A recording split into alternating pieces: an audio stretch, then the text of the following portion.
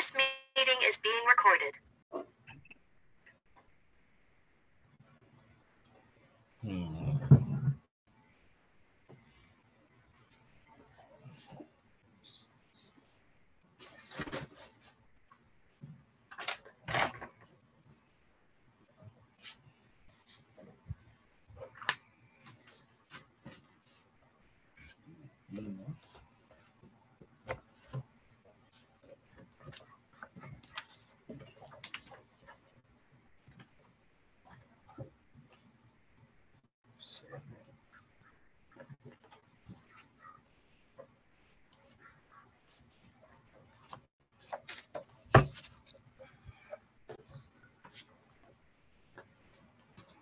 Find the coordinates of P and Q.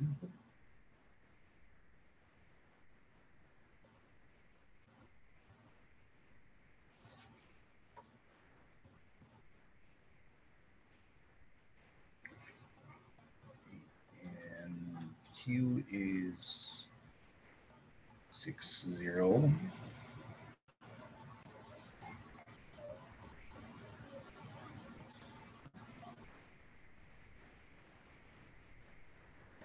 The area of B.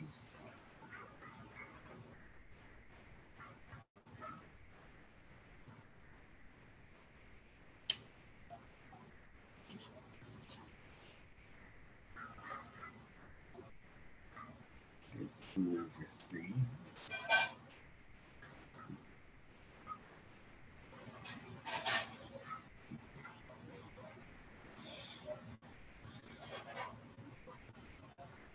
And then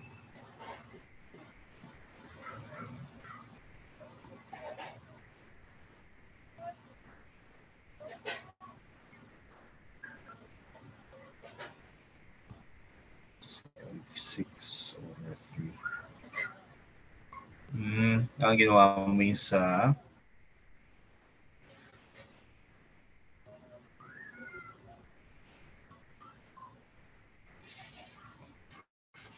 kunin ko yung phone ko.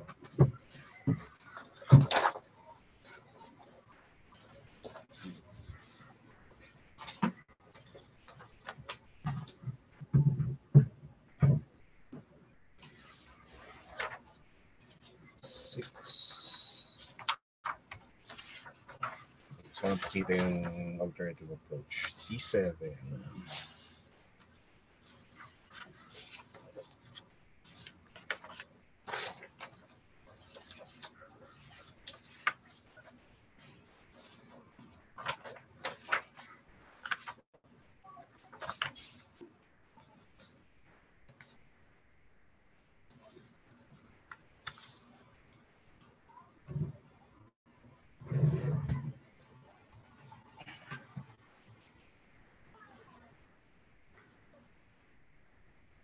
Kinalculate mo na yung A, di ba? So, ito yung phone ko. Now wait, I realized. The realization I could have just subtracted.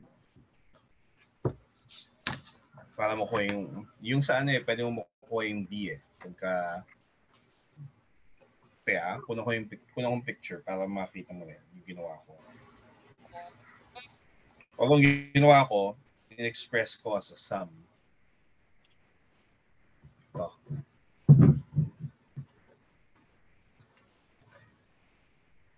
Kaya, para lang klaro yung notation.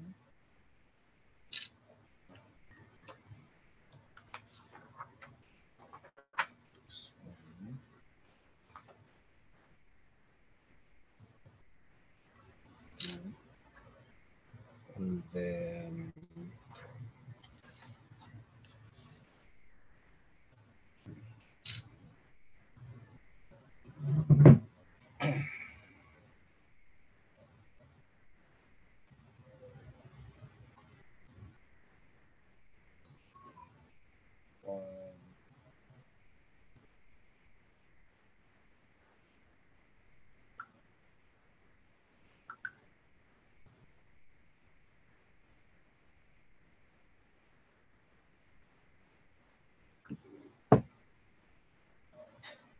Ang ginamit kong notation ay A subscript para dun sa area.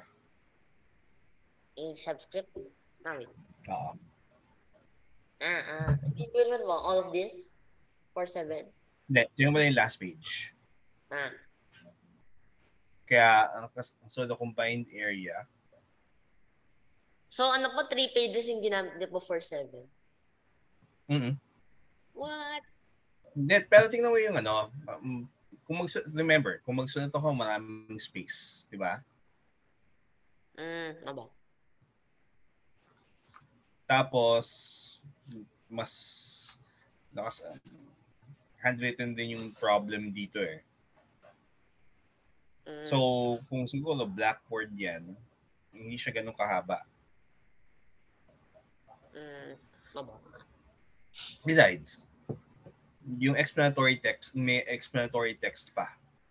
Tapos yung details nung mas madetalye yung ano eh. Hindi tinatry kong iwasan yung mental calculation in favor of being explicit about what's going on para sa reader. Kasi nadala na ako dahil sa ganun eh. Na mini-mental calculate ko dati tapos pag tinatry kong basahin, pag susubukan kong basahin after a year or two, wala na. Hindi ko na maintindihan. So ano yan? It's geared towards readability after a year or so. Aba. Okay, so kung gawaning 7, so ano naman yan, lalabasin na 8/19 pag nakuha mo na yung areas eh. Yung how you got the areas, yung individual areas. Okay, maaaring hindi tayo mag-match dyan. Pero yung once nakuha mo na yan, straightforward na yun eh. Ayun, nasa yung 8. Ayun. Number 8 naman, pati yan. Bro, number 8 moment. So 22.1, so x plus e to the x yung antiderivative. Okay. Tapos yung 9. Why is 8 disproportionately easier than 7? Ano yan? Bakit? Why is 8 disproportionately easier than 7?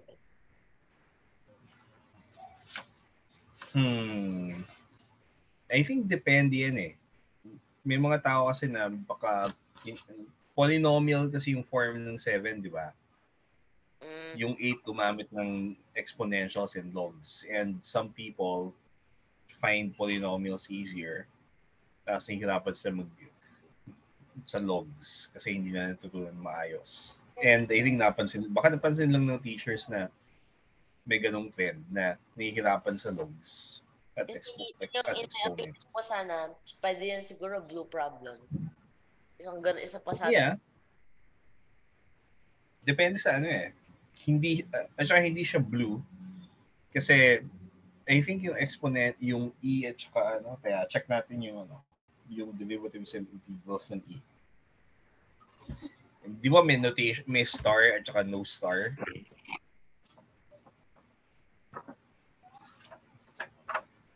Yung 16, no? Sorry, 16, 15. Check natin yun, no? May star na yung problem na check ko yan. I think may star yata yung problem na yun eh.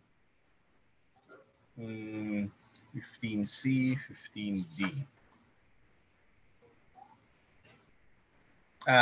I think inuna nila yung may star kasi hindi siya kasama kung di ba ano yan eh, yung additional mathematics meron may yung normal curriculum at saka yung I think yung express. Tama. So yung normal, yan yung kinukuha ng kasi meron silang streaming eh. So yung 8 hindi pasok dun sa kumuha ng normal academic syllabus. I think express yung kumuha nito. Aba. So I think kaya na nilagay. Tsaka yellow siya at hindi blue. I think maybe for that reason din. Ano ba? Okay. So, yung 9 naman, patingin.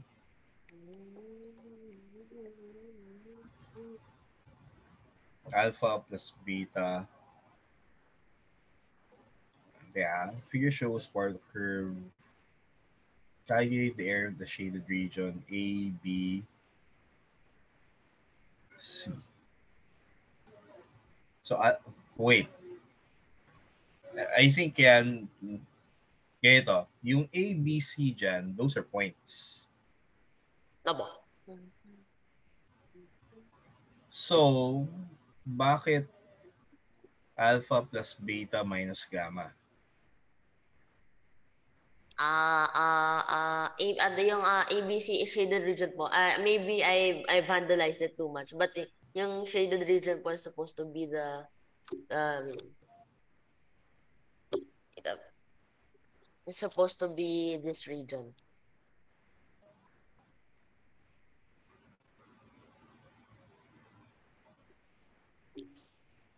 Teka. Hindi, yun nga. Yung shaded region is actually ABC. So, bakit ngayon, ano yung symbol mo na bracket ABC? Does that represent yung shaded region? Area of ABC. Opo, I guess. I don't know. So bakit Bakit alpha equal to alpha plus beta minus gamma? Alpha, ito po. Tapos ang beta. Kasi mahirap, I don't know how to represent it. Is there a better way to represent it po? But maybe it is not clear enough. Hindi ba kasama yung Hindi, beta kasi, ito po yung beta. Yung buong yan. Wait lang. Mm-hmm. Is there a better way to represent it po? This is alpha. And then this is beta.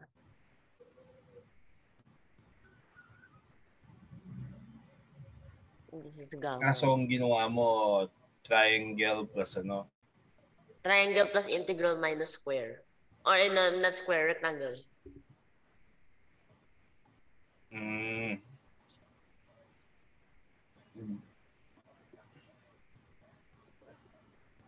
I think baka yung symbol na ginamit mo ay tinawag mo lang na beta plus gamma yung buong region. Okay.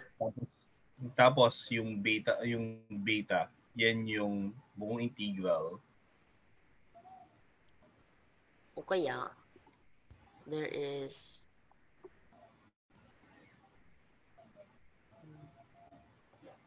Tapos okay. So pag ganyan,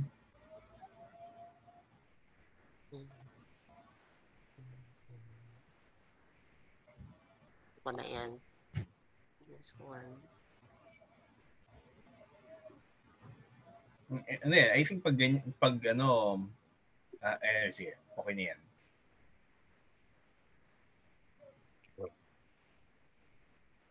Baka siguro ganito po. I mean, yung beta plus gamma, yung buong area na ino-occupy nung dalawa. Okay. So alpha, wait. So alpha yung plus, alpha plus pag beta ganyan, okay. Isa-subtract off mo pa yung gamma di ba? So parang kaya yung buong yan, parang ito. Yung beta plus gamma, yan yung integral from 1 to 2 of CBD. Ano yung nasa taas? Y equals 2 yung integral of 2 over x square from 1 to 2.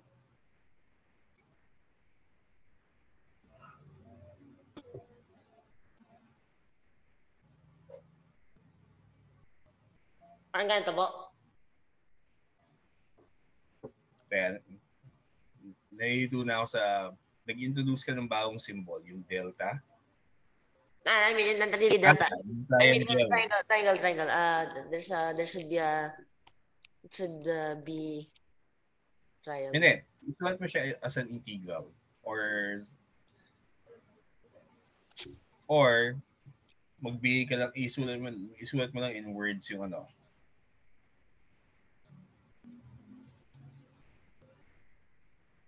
I mean, a triangle, but okay. So yung beta plus gamma, yan yung integral from 1 to 2. Then the beta is the integral minus the delta, the gamma, which is Yung square. and then find alpha plus beta. Sorry, rectangle siya, no? Okay. So beta is equal to integral minus gamma. Opo. Pero I think it's better na isulat, instead of trying to write shortcut symbols, sulat mo na explicitly, alpha is, tapos i-match mo siya sa expressions na sinetup mo. Para hindi, okay. Anyway, pakita ko sa yung write-up ko. Hindi rin mo mahaba yan eh. Pero, Opo. ito.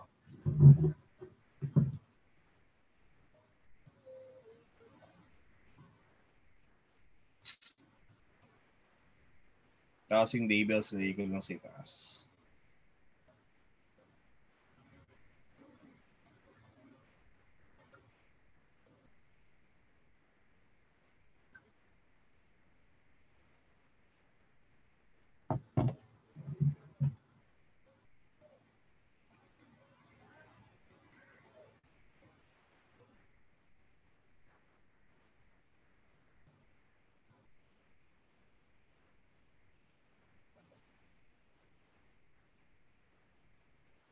Wala. Iba yung setup ko. Opo. So, pero tingnan ko paano ko sinulat. So, kasi yung first write-up ko dyan, o yung first attempt, inisip ko rin na gawin actually, yung first attempt ko kasi wala yung red. Tingnan mo, yung nasa baba.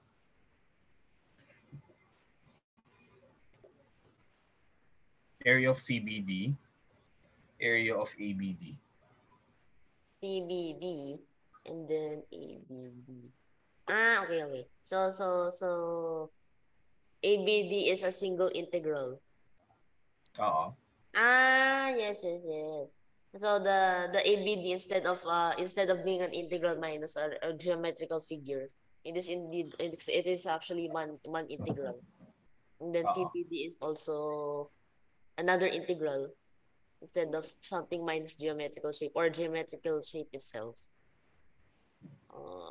Para isang expression na lang. And then blah blah blah. Evaluate everything, and then add.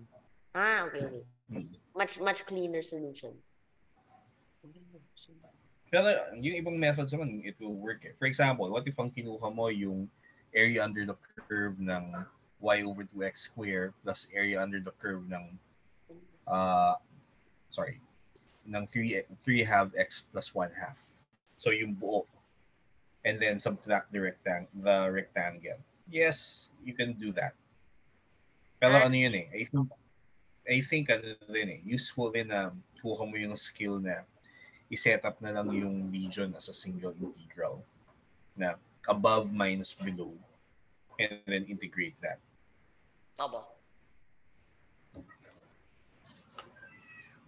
Anyway, okay na? So, let's go to number 10. Okay, so ito pong number 10, meron akong tanong. Kasi, i-graph ko na po. Sige.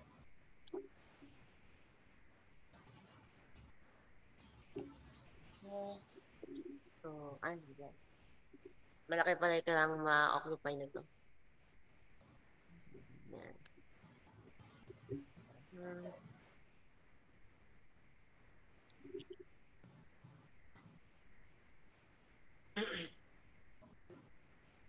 Ano yun eh? identifying areas yan eh. Yung 12 at 24 areas of what?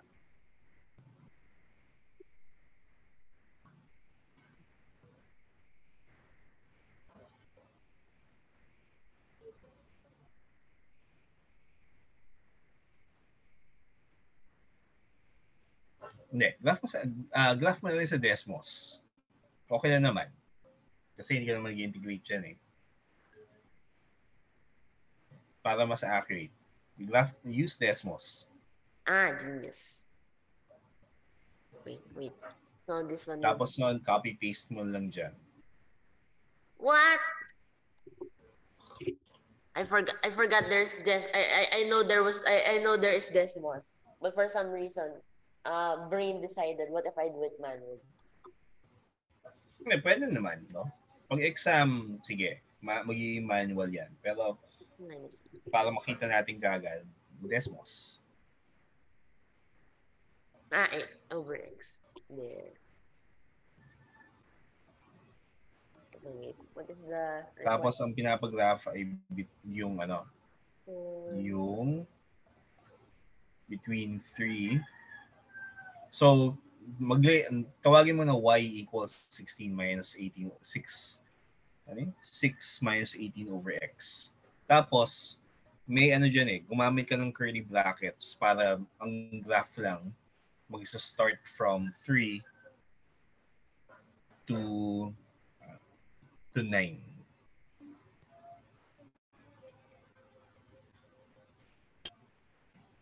At 2 to 9 pala, yung kailangan natin eh.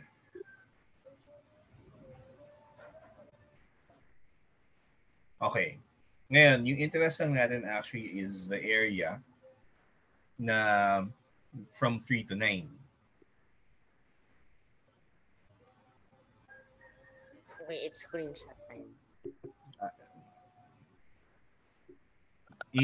Ano mo yan, yung sa wrench tool, gawin mo na ano, na yung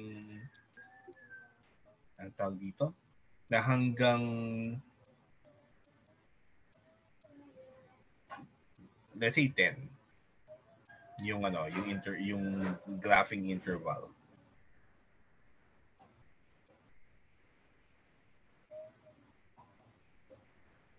Okay. Tapos kailangan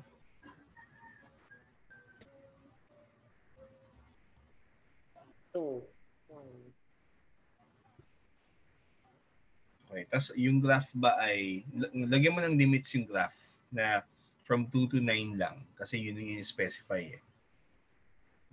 Alam mo gawin yun. Hindi ko po screenshot na maigi. Sige. Share ko yung screen ko. Buksan ko na yung Desmos. Para ma-demonstrate ko yun.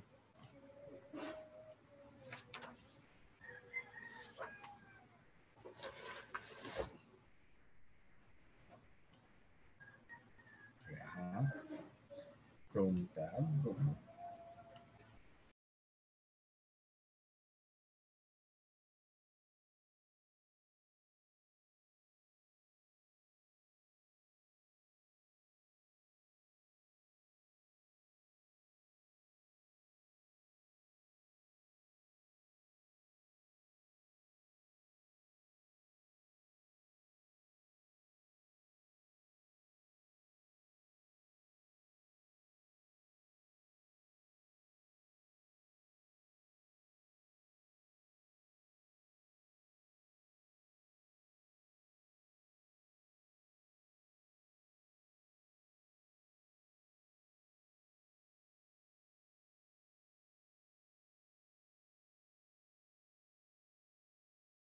Wow.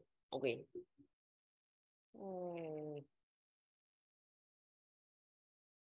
No way.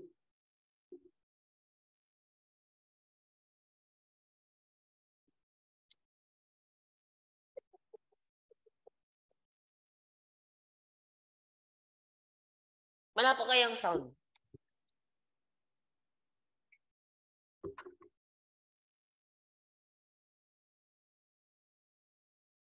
Hello, sir. Region. Region, sir. Sir, nandito po kami. Hello? Apo. Ayan. Okay, sige. So, sige. Ulitin ko lang. So, ito yung graph. Yung curly brackets, pwede mong gamitin yan para i-specify na you only graph this interval. Kasi may mga functions na piecewise na define, iba-iba yung formula depende kung saang interval ka nagtatrabaho. So, useful yung ganito para sa mga piecewise functions. Kasi pag piecewise, ano ba yung example ng piecewise? Yung parang ano po, straight line tapos tapos ng straight line tapos mag-quadratic tapos magaganon po, something. Yung mga ganon. So, ayaw mong i-graph yung buong quadratic kasi hindi naman kasama yung ibang portions. So, yan, useful yan for that. Opo. Para nag-graph lang yung portions na in this domain, ito yung graph. In this part of the domain, ito yung graph. Para wala yung ano. So, example, yung x equals y equals negative x. So, ito. Bigyan ko isang example ng ganong klaseng function. So, let's say y equals negative x. Tapos, this is only true for x between x less than or equal to 0.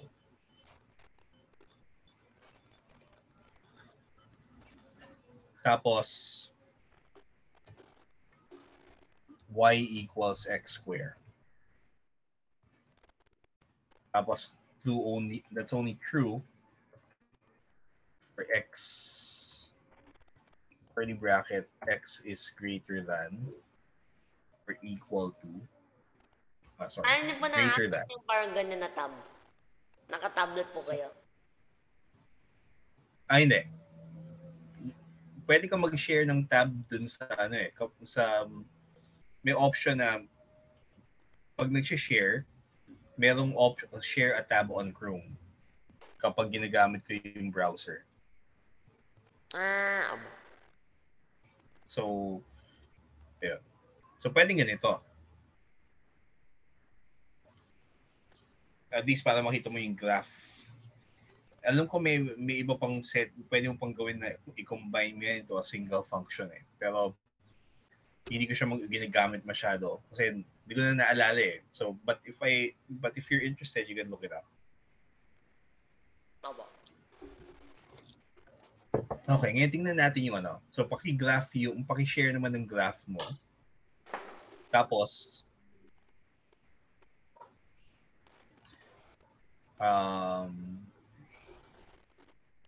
okay, so let's go to that, no? So, bench tool lang para yung makikita lang natin yung ano, yung between, gamitin mo yung typewriter symbol sa lower half para yung less than or equal to. Included kasi yung 2 eh, sa graph. Ito ba? Nakaano ba? Okay, sige. Ayan, okay. So, ngayon, paki-graph yung x equals 2 at saka x equals 3, I mean. So,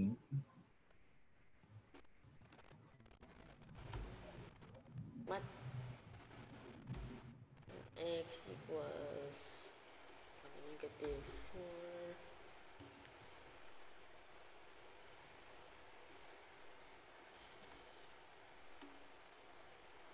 Okay, so graph x equals 3 at saka x equals 9.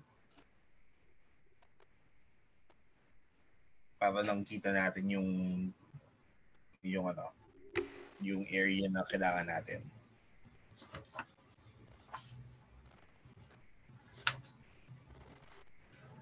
Okay, so dyan. Wait lang po pala. in the interval 2 to x to 9. 3. I have been tricked.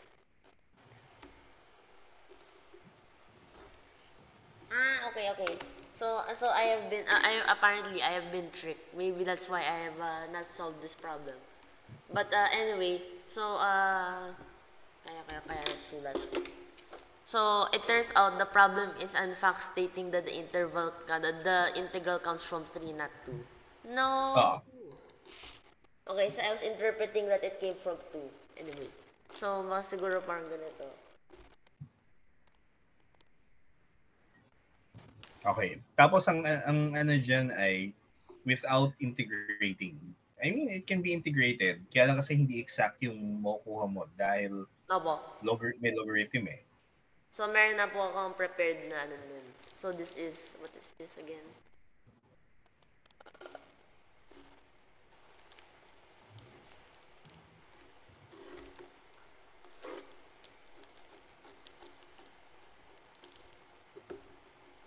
Teka.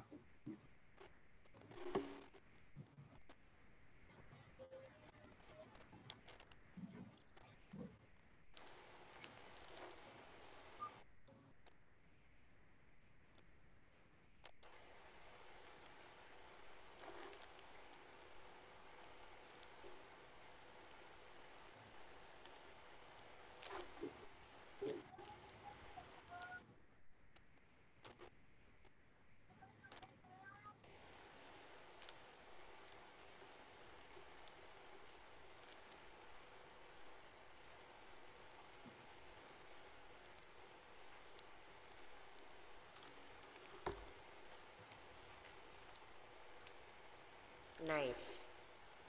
Mhm. I was wondering how would I deal with this little bit. But then actually it turns out it's not even included. Crazy.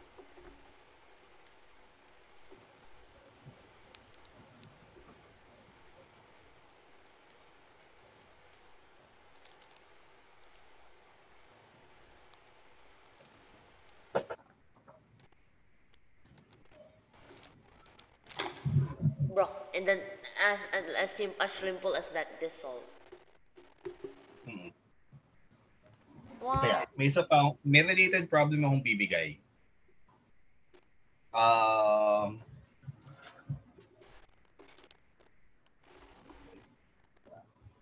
Hanapin ko yung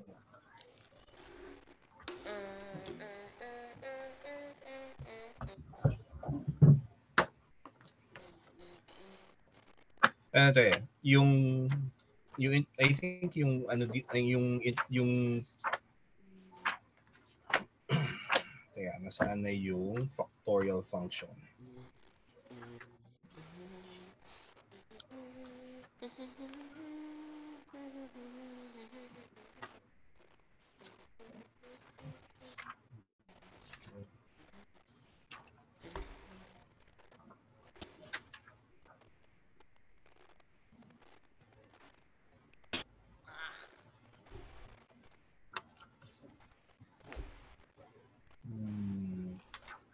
Diagram.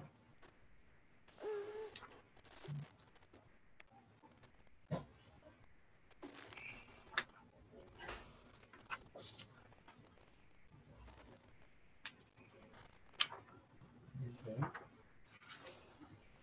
Sorry. Ito.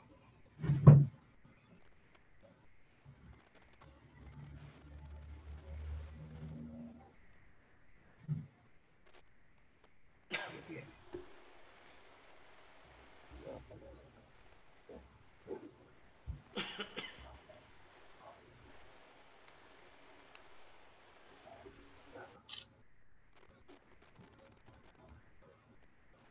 When I go to Japan, but they greet me. Alam mo yung na-encounter mo na ba yung Stirling series? Yung ano po? Stirling approximation. Parang ano po, parang Taylor? Ano siya eh, yung Stirling's approximation, alam mo yung factorial. Opo. Approximation siya using E Hindi, sige, pakita ko na rin. Total, teka, send ko sa Messenger. Anyway, ito yung problem. Kaya, edit ko lang.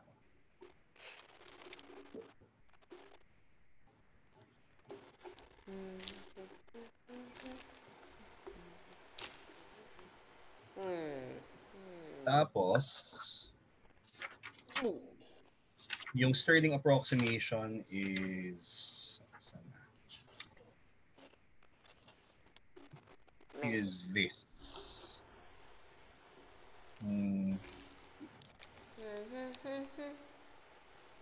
Problem. By direct expansion, blah, blah, blah. Do the something. Hindi yan.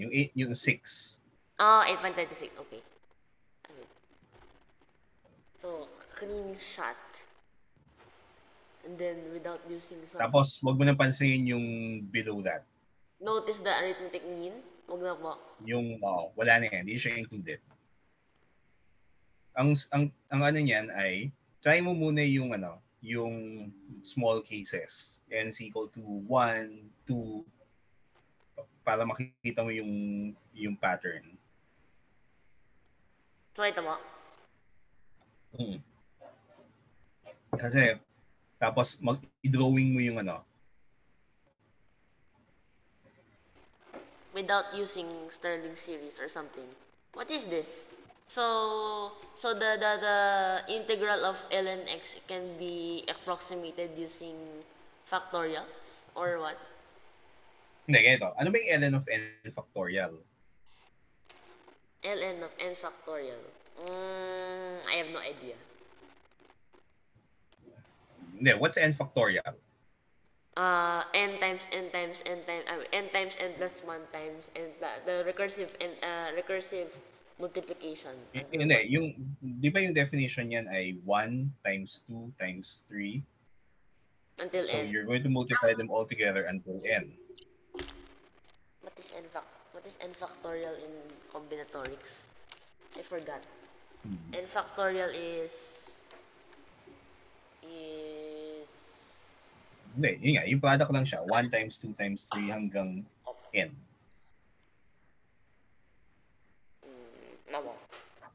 So, ln of that is... Tapos anong geometric na na interpretation ng integral? Geometric interpretation of integral? Wait, this is definite anyway. So, the area under the curve. Okay. Tapos paano mo interpret yung ln of n factorial as an area? ln of n factorial. What? Okay. So, Graph mo yung ln of x. I think it is too hard for me to process without graphing. Yeah. Graph mo yung ln of x. Wait. Tapos, Normal yung integral from 1 to n plus 1 is what? 1 to 1 to a fixed number.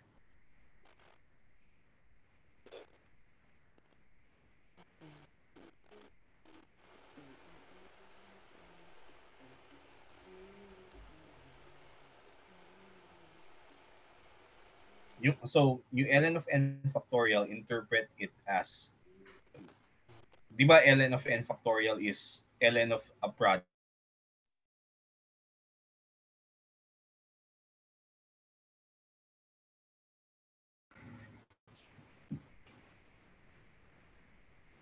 Abo. Okay. So, yung dyan, ln of n factorial is ln of, di ba, since n factorial is a product of 1 times 2 times 3 until n, pwede mong gamitin yung properties. N1 plus N2 plus N. Yes. It took me long to realize. So, ln n factorial. What like?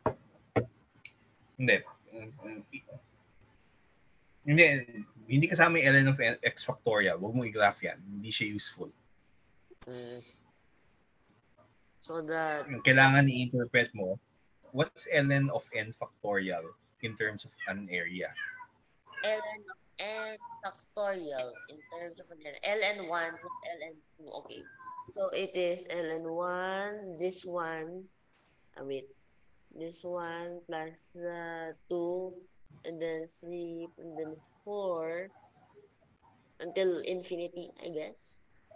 So, So, try mo muna yung subukan mo muna yung small, yung cases na n equals 1, 2, 3, para makita yung pattern.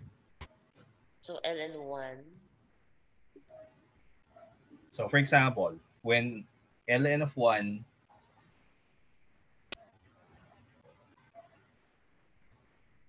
ln of 1, and then ln of 2 is ln of integral from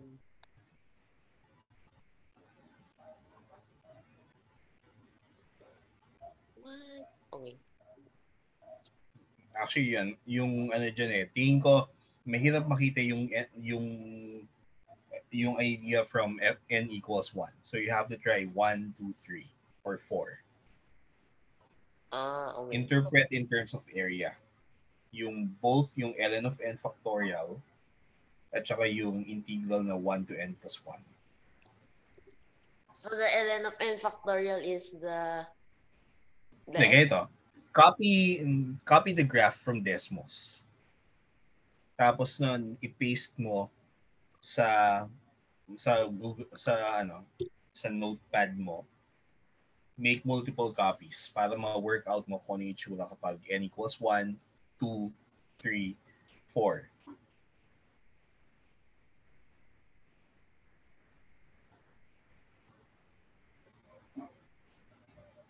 Tapos think of ln of n factorial as ln of 1 plus ln of 2 plus ln of 3 plus ln of 4 hanggang umabot ka sa ln of n.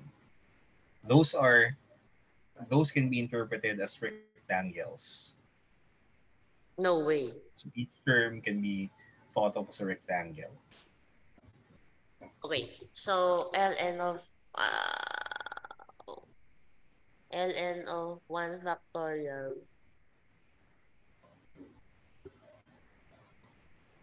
is the So x ln of of 1 and then the next is the x of this one and that one, blah blah blah. Okay, so the x of those on the line.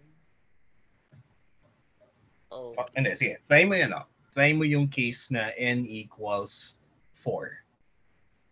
N equal. Tapos yung letter A muna. So ln of that factorial is this one. Oh, okay. So they stack. So this one, it will go up. This one. This one.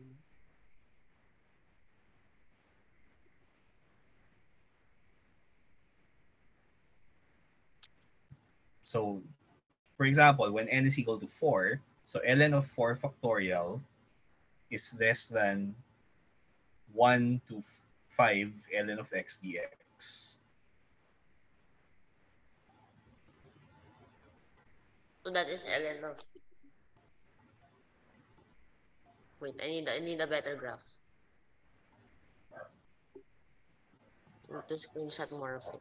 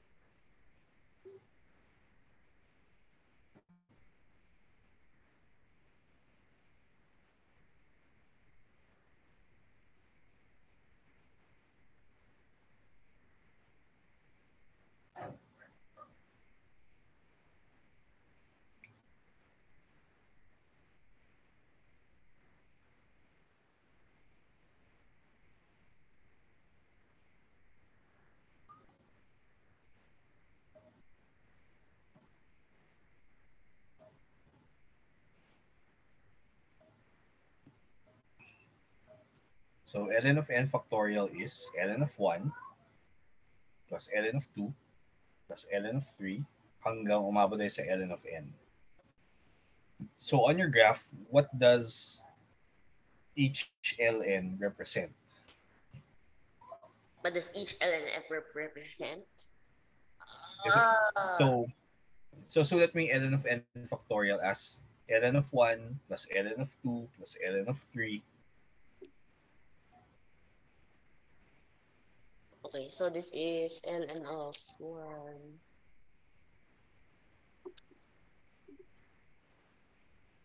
This is pala is the ln of 1. One is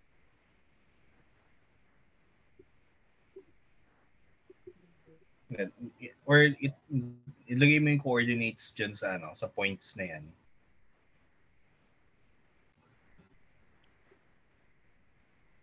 So 1 ln of 1.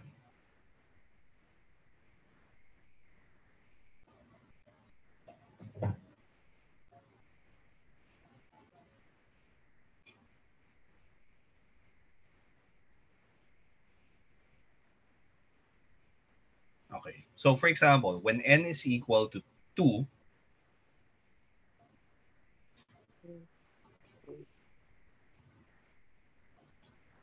when n is equal to 2, that's the x. yung ln of n factorial is what area? So ln of so ln of 2 factorial.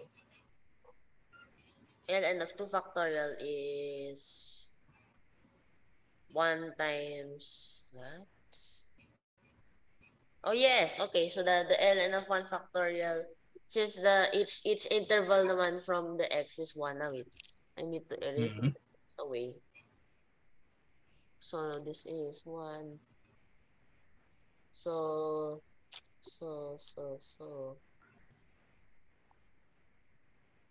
this is ln 1 factorial. And then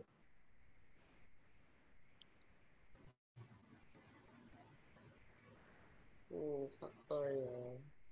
Kaya hindi pwedeng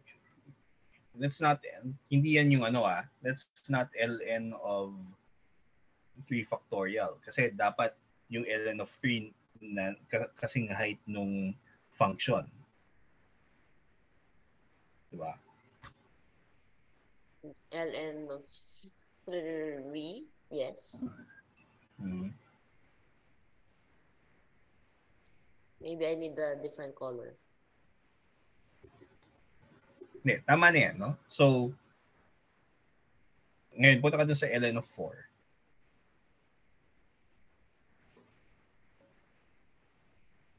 Coincides in here.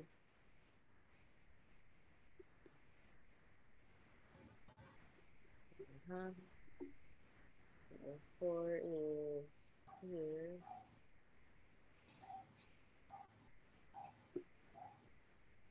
Yeah. But then the ln of 4 factorial. Tapos tingnan mo, what are you trying to prove? What am I trying to prove? That the ln of n plus 1. Ah, wait. This one. Ah, wait. The n, what is n plus 1? N plus 1 is this compared So to. so n equals 2, Ah, okay. So let's say for n equals 2, this is the integral of ln x from 1 to n plus 1. And then the corresponding ln n plus 1 is this. So prove that that is bigger. So prove that the integral is bigger than that rectangle. Okay. So how? Uh, from 1 to that integral. Okay, from this one and here. so that may explicitly yung, so when n is equal to 2, write it down. ln of 1 plus ln of 2. Okay, so, sige, write down the equation. ln of 1 plus ln of 2 is less than, huwag mo nang hanggang n factorial. Kailangan makita mo muna yung case na 2. Is less than the integral from 1 to 3 of ln of x dx. Okay. So yung left-hand side, what areas are those? And then, ano naman yung area na 1 to 3 ln of x dx?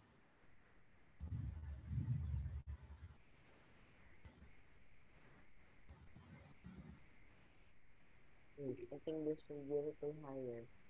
Para it did not occur to me na that area was the one Your added. figure. So, hanapin mo na yung ln of 1 plus ln of 2. So,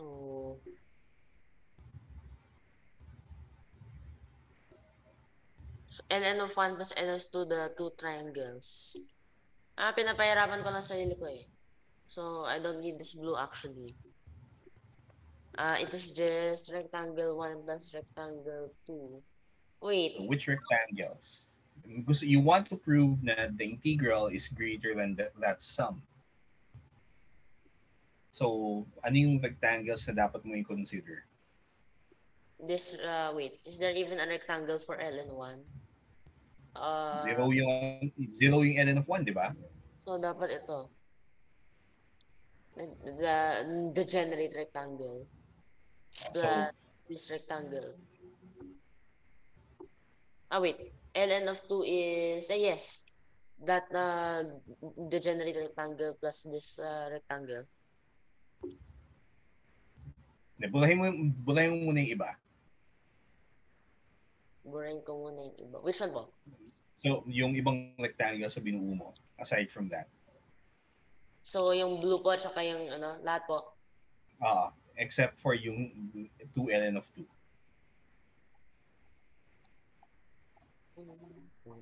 Kasi distraction yun eh.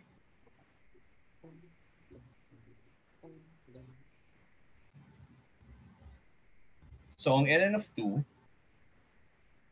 is that rectangle. Tapos yung ln of 1 is 0. Ngayon, we're comparing that with what area? With this area.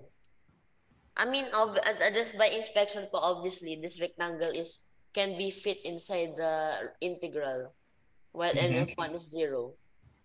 Okay. So, it's like proof that this rectangle okay lang. So, kung 3 naman, mataas ng ganun, prove that those rectangles can fit inside that integral, etc. So, ano yan eh?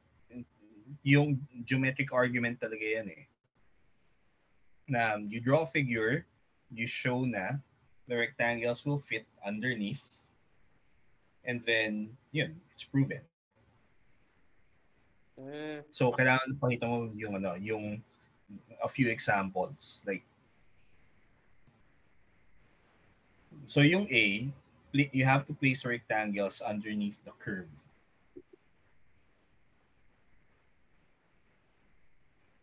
The problem po dito is how do you prove na they will fit? Hindi. This time, bulahin mo ulit. Lahat. Tapos mag-drawing ka ng rectangles underneath the curve. So this one is... So pati yung sa ln of 2, tanggalin mo. Oops. Yeah. Instead, place that rectangle inside or underneath the curve. Same height kasi, di ba?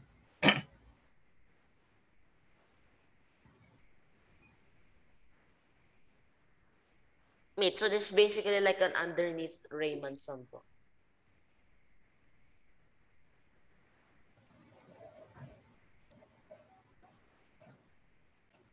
Okay. So prove prove that those rectangles will fit. Yes. Actually, pag nahanap mo yung tamang drawing, yun na yung proof eh. The sum of the areas underneath is less than the integral. I mean, this. I think this is already it, bro. Because they obviously fit underneath. Because the x is greater pataas, and then the rectangles are fixed. Or pwedeng tawagin mo yung bawat rectangle as A sub I. Define that as ln of something. Or A sub j. A sub j. Bakit po hindi po pwedeng A sub I? Baka kasi Imaginary unit? pwede.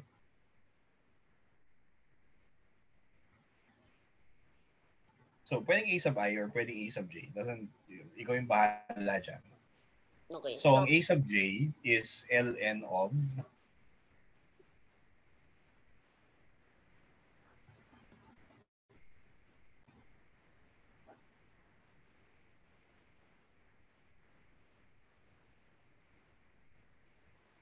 tawagin mo yan let's say tawagin mo yan na yan yung area ng individual rectangle. So, A sub j is ln of 1, when it's 1, dapat ln of 1. So, ln of j.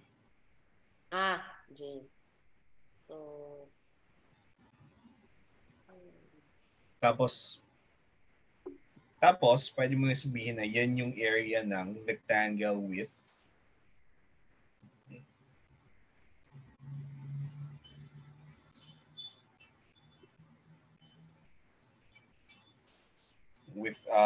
vertices. area of rectangle. So, okay. Ngayon, start with A sub 2. Tingnan mo yung vertices niya. So, 2, 0, 2, 2, 0, 3, 0.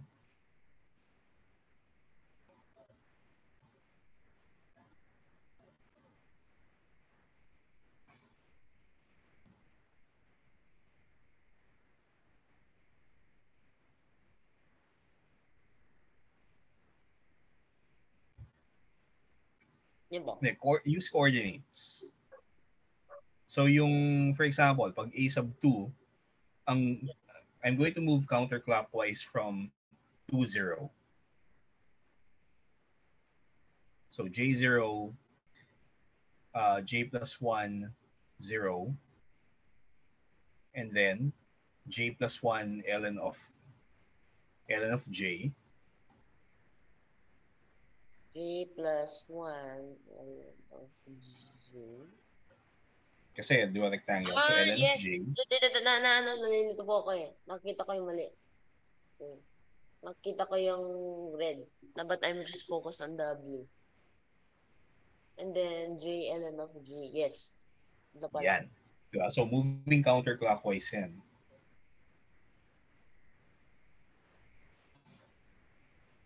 Yeah. Tapos, yung sum ng A sub j's, since all A sub j's are underneath yung, that's, of course, yan, that's going to be true for j greater than or equal to 2. Tama. Diba? So, yan, pag ganyan yung drawing mo, klaro na ang sum ng A sub j's should be less than the integral of Tama. Infinity.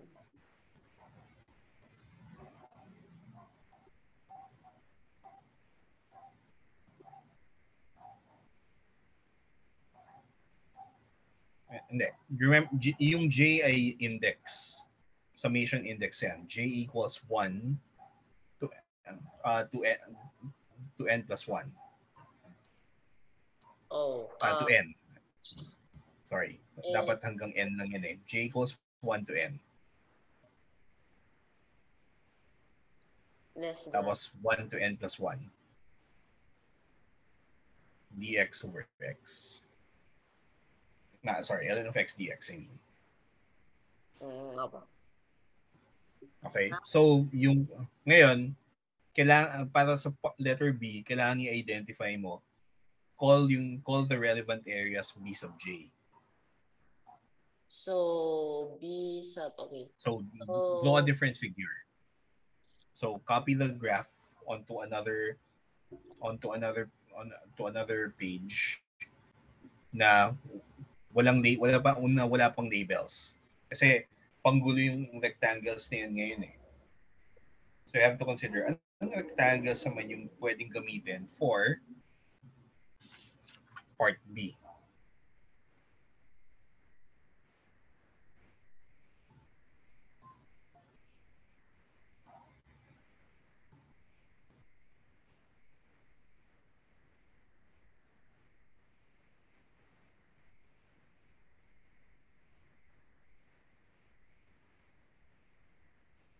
okay, using ln, the integral of ln x itself, and then ln n factorial. Okay, so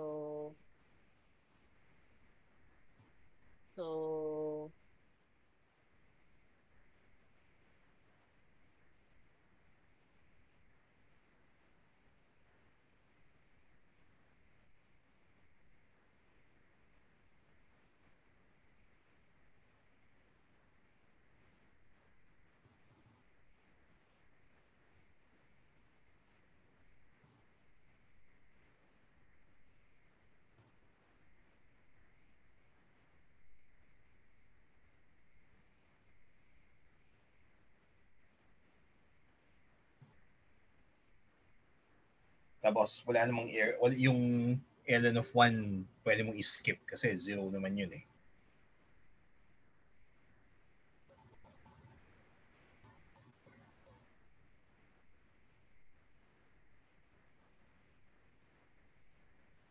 oh no.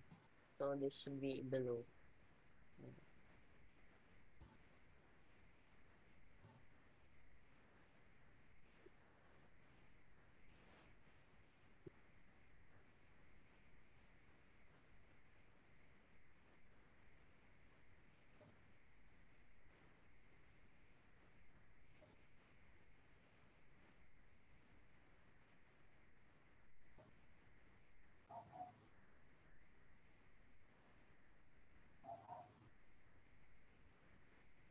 Yeah.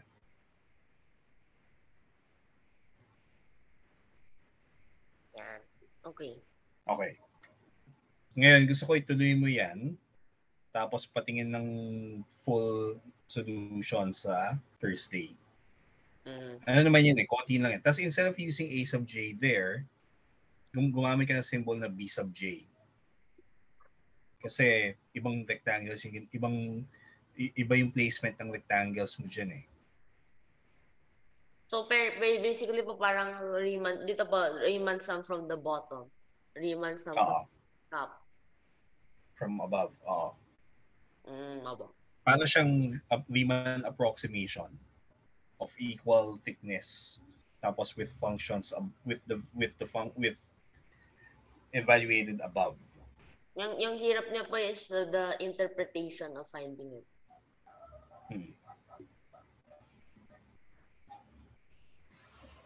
Above. So that's still ln of J.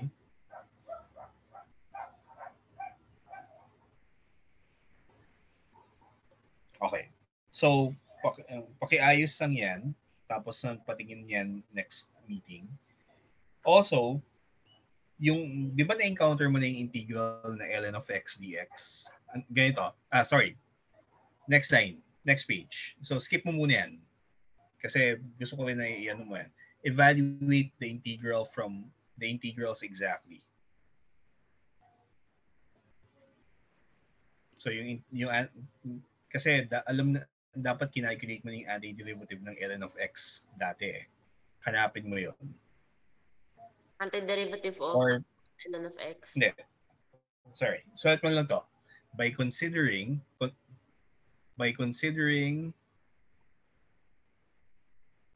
ddx, the derivative of, so ddx of x ln of x,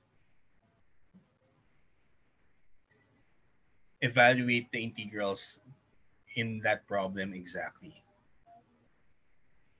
So, may iwan na LNs. LN at evaluated here. Tapos, pansin mo, may dalawang inequalities tayo.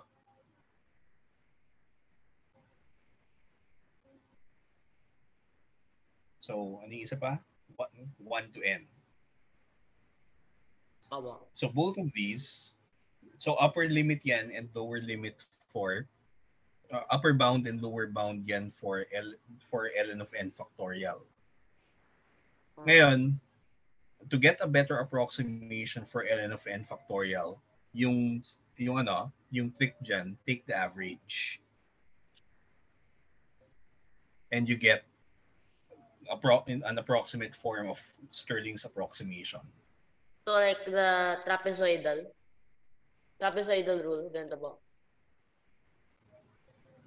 So if you get that, so get the average.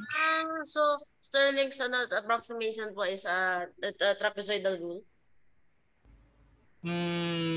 Pwede. Or Pero ano kasi yun eh, yan yung parang first or second term lang ng Stirling approximation. It's actually a series. Okay. Pakita ko yung series form. Ito. Lalabas kasi ito sa sa mathematical physics eh. Tapos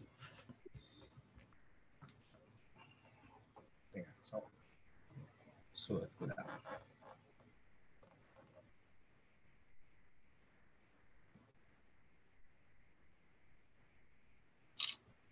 And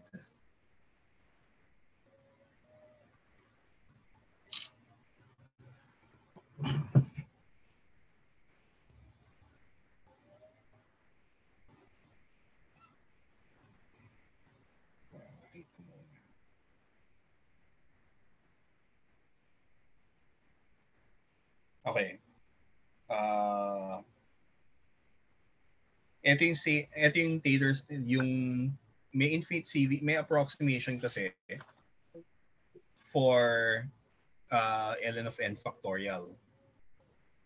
So, yung old school notation for z factorial is gamma of z plus 1. So gamma function na po to? Gamon? Ito na po yung gamma function? Oo. And that's an approximation and that works. It works well for large values of z. So yung nga po parang pag parami ng parami, lumaki ng lumaki. What comes out of it is less na po yung negligible na yung mga po extra. Parang yun eh. Tingnan mo yung yung makukuha mo sa Stirling's approximation, yung average ng integrals na kanina would be, I think, first 3 terms. Tapos yung higher, yung mga powers na negative, yan, hindi mo makukuha lang from that. May method, which I won't talk about paano gawin yan. Actually, yun eh. Advanced topic na yung how to get the others eh. No ba? Okay, so that's an approximation for ln of z factorial. So gamma of z plus 1 is z factorial. No ba? Pero kasi itong result na yan, pwedeng maintindihan using elementary methods. Binibigay kong problem yan for para sa third year students ng theory eh. Struggle din sila dyan. Opo. Kasi I think hindi nila naisip yung mag-glowing. Kasi ano po? Okay, so we'll stop here Opo. for now. Tapos we'll continue on Thursday. Bye-bye. Bye-bye po. Bye-bye po. Thank you po.